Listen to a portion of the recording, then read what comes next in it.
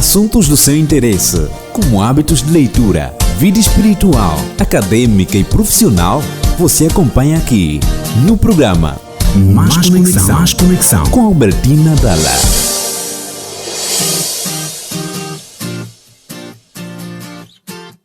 Olá, boa tarde Angola, boa tarde mundo, boa tarde assim nosso amigo que nos acompanha a partir da 93.9 em FM, a Rádio Adventos, a Sintonia da Esperança. Bem-vindo, este é o programa Mais Conexão.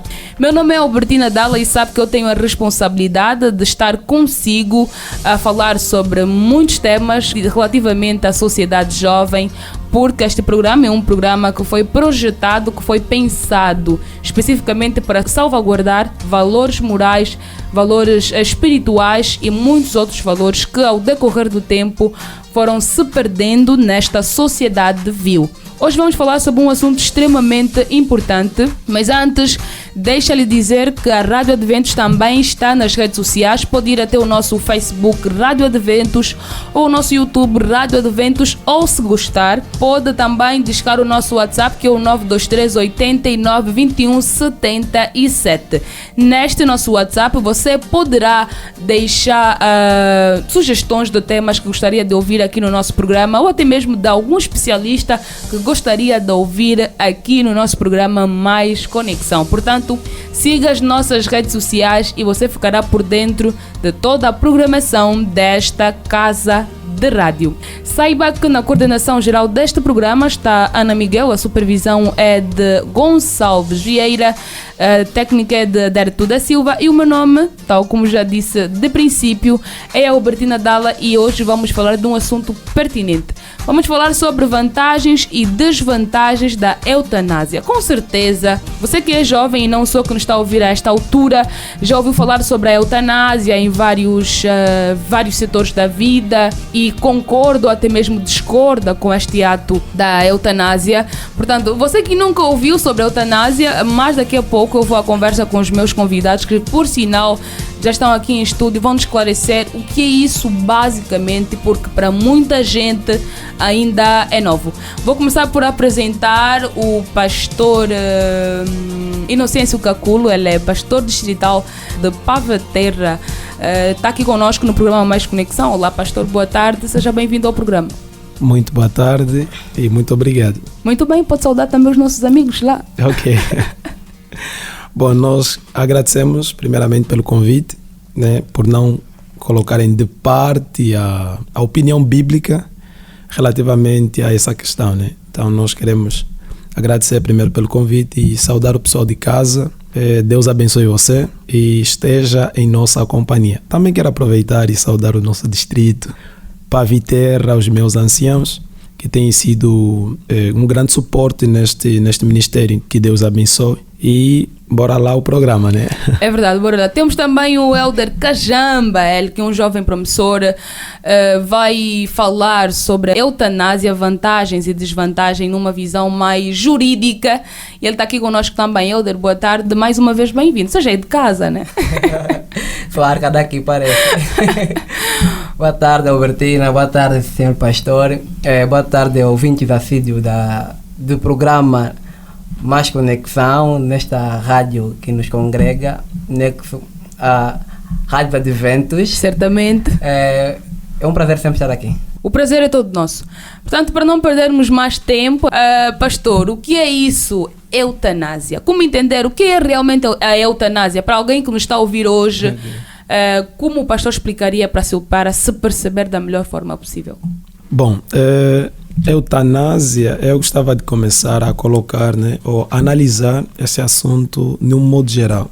Bom, o assunto da eutanásia, penso que há alguns anos não era preocupação para nós aqui, principalmente como africanos, né, e como angolanos também, mas atualmente surge a necessidade de se debater neste assunto porque nós temos visto a preocupação das autoridades também em aprovar certas leis e discutir em torno disso. Bom, eutanásia, a palavra eutanásia, ela é dividida ou vem de duas palavras gregas, né? Que é bom ou fácil, e thanatos, que é morte. Isso é boa morte ou morte Ou uma morte fácil.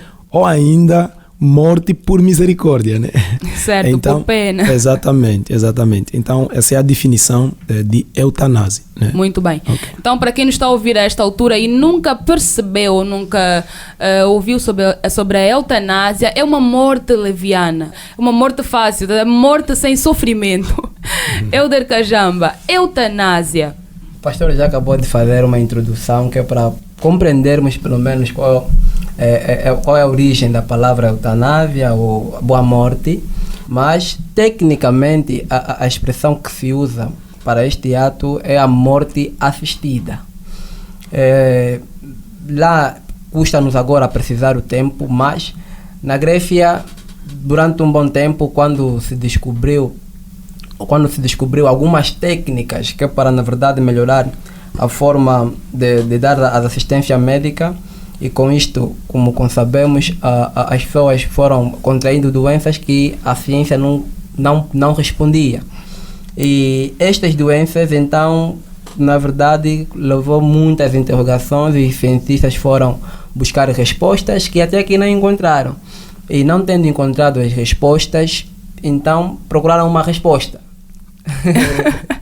E a resposta foi lindamente a eutanásia. Certo, e a resposta foi a eutanásia. Mas a eutanásia é uma coisa que Francis Bacon, um empirista inglês, ele traz na perspectiva de não só assistir, mas também de se solidarizar com o próprio doente.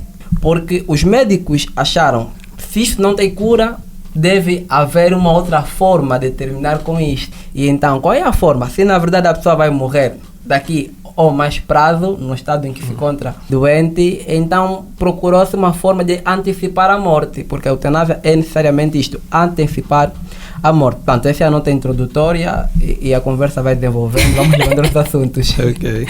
Muito bem, olha, tal como o Elder falou, surgiu várias doenças e muito mais, e eles acharam por bem trazer a eutanásia, nesse caso para não mais dificultar o sofrimento da pessoa e morrer de forma leviana. Mas por que razão há pessoas que no estado de doente pedem que sejam feito esse procedimento da eutanásia, ou até mesmo doutores fazem esta ação?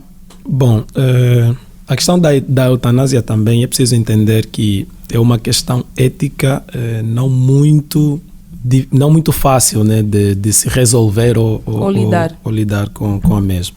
Bom, primeiro nós precisamos dividir, né, o conceito de eutanásia. Existe aí, acho que são 4 tipos de eutanásias que existem, né? Temos a eutanásia voluntária passiva, que é aquela em que o doente se voluntaria. Olha, eu não estou a aguentar o sofrimento e, por favor, eu quero morrer lindamente. É uma eutanásia voluntária passiva.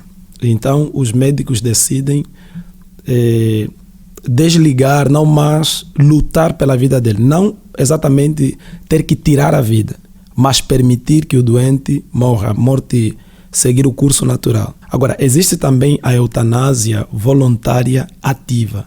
O paciente pede, mas o médico necessariamente tira a vida. Aplica uma injeção letal para que termine a vida do doente. E temos também a eutanásia involuntária passiva, aquela que o médico não se preocupa, acha que já não há solução, mas o doente não pede, né? O doente não tem opinião.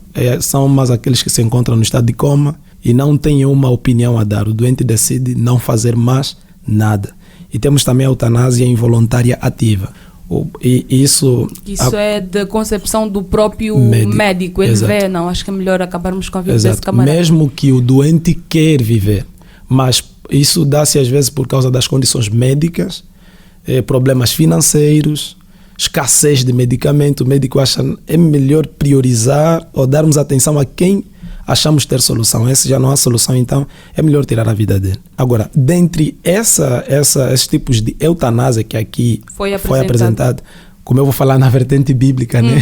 Talvez agora nós nos perguntamos, será que a Bíblia apoia isso, esses tipos de eutanásia? Será que a Bíblia tem uma mais opinião? daqui a pouco o pastor vai falar sobre esse quesito, o que é que a Bíblia realmente fala sobre essas questões de tirar a vida do outro, ou o próprio cristão doente pedir que lhe tirem a vida. Mas, Elder, como se entende essa situação do doente pedir que retirem, né, a própria vida, sendo que se calhar ainda tem mais probabilidade dele viver, ou até mesmo, será que a eutanásia tem vantagens? Sim, tem suas vantagens, e eu gostaria de aproveitar a deixa do pastor. Nos tipos de eutanásia que o pastor acabou de apresentar, tem uma que já não tem espaço, já não é emprego, porque na verdade fere com os direitos de personalidade, fere com a vontade do sujeito, que é a involuntária, porque o médico não pode achar quando deve tirar a vida.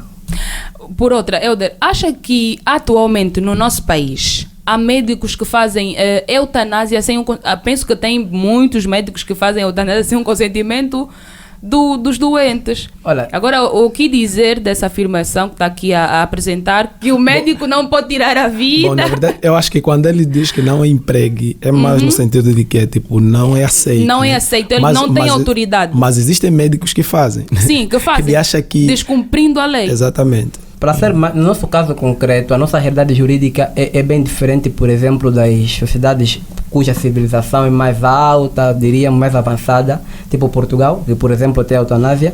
Nós não temos nenhuma legislação que autorize a morte assistida. O legislador ainda não deu essa faculdade ao médico. Aliás, quando se oferece a eutanásia não fica ao arbítrio do médico. A eutanásia é um direito que assiste o doente ou os seus representantes. Ou seja, se tivermos uma lei aprovada sobre a eutanásia, os termos legais normalmente aceitáveis, ou que é comum serem aceitos, é vetar a possibilidade do médico ter manobras de tirar a vida. Por exemplo, um menor que esteja em coma, o médico não pode tirar a vida deste se não consultar de antemão a família. A família, os pais, no caso, são os representantes legais, e a estes é assistido à vontade da criança. Então, respondem pelo querer da criança, por não ter a capacidade de exercício. Também suponhamos que tenha, por exemplo, um demente em situação muito grave. Este também é vetado de decidir coisas sobre si, porque a própria questão da eutanásia nos remete ao direito à liberdade, porque o direito à liberdade agora é equiparado à vida, não há vida sem liberdade. E a pessoa, no cerne da liberdade que lhe é assistida, tanto pelas leis naturais, tanto pelas leis positivas, a pessoa decide viver ou não viver. Jorge Miranda vem então teorizar esse assunto, que a pessoa tem o direito de renegar viver, e como tem direito de aceitar viver. E nesses termos, o Estado deve criar condições que é para que a vontade do sujeito esteja patente, venha a suceder. Por exemplo, se eu entender em condição que é aceitável, entender morrer, o Estado deve criar condições para que eu morra com dignidade.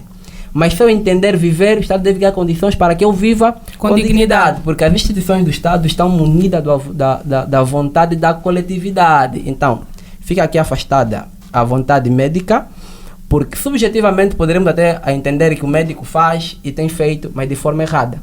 Mas no sentido objetivo, o médico não deve fazer, porque lhe é vetado esta possibilidade. Não deve fazer sem o consentimento do paciente ou familiares. Ou dos familiares. Pastor, tem alguma coisa a acrescentar? Sim. Bom, aqui há uma declaração aqui. Citou quem? Jorge Miranda. Ok.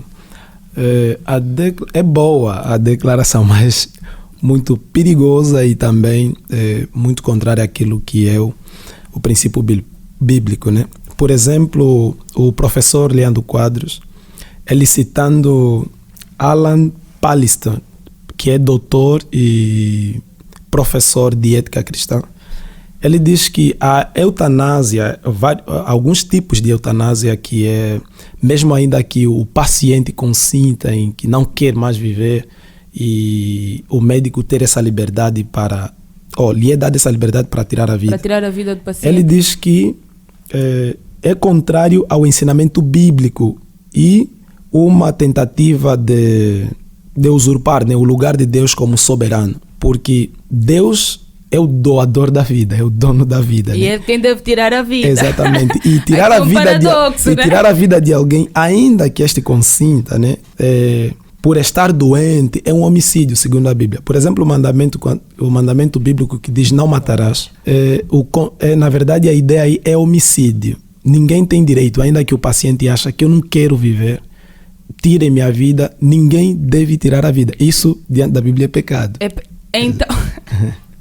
Então podemos dizer que a eutanásia, vamos supor que tenha um médico cristão. Exato. E está diante dessa situação. E o paciente pediu para terminar a vida, ele não pode terminar com a vida dele, ele pediu, pastor. Não deve. E eu acho, na minha opinião, os governos, né, eu acredito que as autoridades, segundo a Bíblia, são colocadas aí por Deus. Na minha opinião, deveria existir leis, né, que aprovam apenas um tipo de eutanásia, que é a bíblica. Aquela de que, já não há solução e o médico deixa a situação, a morte, a vida, seguindo o seu curso. Se ele para morrer, ver o que realmente vai acontecer. Exatamente. Agora, tirar a vida é pecado. E isso é veementemente condenado por Deus através da Bíblia. Nós vamos ler algumas passagens bíblicas já para podermos ver como Deus encara essa situação, né? Não sei se há ainda algum posicionamento. Algum posicionamento do Helder. Sim, porque assim, o pastor falou que biblicamente a eutanásia é reprovado. Não podemos trazer a terra. Nós apresentamos aqui alguns tipos de eutanásia. Tem aquela voluntária, que dá passiva, né? Aquela voluntária. É seguir o curso até a pessoa morrer. Exatamente. E tem a voluntária ativa. Sim. Só para né, dar a sustentabilidade nesse argumento da eutanásia voluntária, certo, ativa, um cunho bíblico, né? O livro de Provérbios, capítulo 31, versículos 6 e 7 diz: dai bebida forte ao que está prestes a perecer e o vinho ao amargurado de espírito, que beba e esqueça a sua pobreza e da sua miséria não se lembre mais. A ideia que muitos têm nesse texto é que não devemos beber bebida forte, mas o contexto, na verdade, o texto se refere aqui a um costume de misturar bebidas fortes a ervas narcóticas para dar a alguém que foi condenado a uma pena de morte por apedrejamento. Para que ele não sinta dor, então lhe era dado uma mistura de bebidas para que ele não pudesse sentir a dor. Então, aliviar a dor de alguém, segundo a Bíblia, não é pecado. Se o médico sabe que não há mais uma solução, não tem volta, ele vai morrer, então o que deve fazer? Deve apenas acompanhar, conversar, aconselhar e unir, né, a questão da medicina com o lado espiritual também. Convidar um pastor para que ore por esta pessoa. Porque até o livro de Tiago diz: se está alguém doente, chame os presbíteros da igreja, façam orações. Então, nós acreditamos no milagre. Onde a medicina não dá resposta, Deus pode dar respostas. A vida de alguém. Helder, onde a medicina não dá resposta, Deus pode restaurar a vida de alguém. Sem dúvida, porque medicina é uma forma de conhecimento. E há um filósofo, o nome passa-me agora à mente, diz que a ciência é uma forma aceitável de compreender a sociedade, sem com isso significar que ele chega à verdade última das coisas. Exato. Então pode ser que a ciência falhe e outra forma de conhecimento pode atender. Mas eu gostava daqui levantar uma questão, não, mas assim de forma implícita, rebater ainda aqui foi um ponto que o pastor acabou de fazer referência, que tem a ver com o aprovamento, né, de Deus, o que Deus aceita como eutanásia e que o Estado deveria fazer, que é aceitar a eutanásia que a Bíblia recomenda, né? Exato. No caso que é a da morte natural. Na verdade, eu também tenho esta posição. Seria bom que a eutanásia fosse, na verdade, acontecer nos meandros da morte assistida, mas que acompanhe o curso natural, a voluntária. Só que isto é o contrapolo do que o Estado, na verdade, procura fazer quanto às manutenções das instituições que suportam os doentes, porque um doente tem custo. E, infelizmente, o nosso mundo é predominantemente capitalista. E nesta predominância retira-se, na verdade, de certa forma, diz Karl Marx, o capital vem reduzir o valor do homem, dando prioridade aos bens materiais. O Estado poderia suportar os gastos com alguém que está prestes a morrer, né? Deixar a sequência da vida até que ela chegue a seu fim, já que não vai acontecer. Só que os teóricos levantam algumas questões. Por exemplo, até quando essa pessoa vai continuar no hospital, ocupando cama, gastando... Sendo que muita gente também ainda... Certo. E em países como o nosso, cuja economia é mesmo caótica, e suportar essas pessoas... É complicado. Não é só complicado. Tipo, poderíamos reduzir a dimensão da coisa. É mais que complicado. É mais complicado. Então... Com essa afirmação ou com essas palavras, o Helder quer basicamente dizer que tem vantagens a eutanásia. Na verdade, tem sim vantagens, é isso? Bom, na verdade, vantagens existem. Sim, vantagens mas aquela existem. voluntária passiva. Porque essa visão é mais de uma sociedade sem Deus. E há aí o perigo de, quando uma sociedade tem Deus, só nós olharmos na Constituição da Nação de Israel. A Nação de Israel, quando coloca Deus como centro, Deus ele faz promessas à nação. E quando a nação estava sob a bênção divina, Deus se encarregava em proteger a nação, mesmo em questões de saúde. Agora, falou aqui de uma questão de manutenção. Sim. A eutanásia voluntária passiva precisa ser entendida. Isso pode acontecer no sentido de que não há medicamentos, né, para continuar a suportar um doente. É exatamente isso. A voluntária passiva não significa dizer que o doente necessariamente tem que ficar no hospital a ser assistido, não.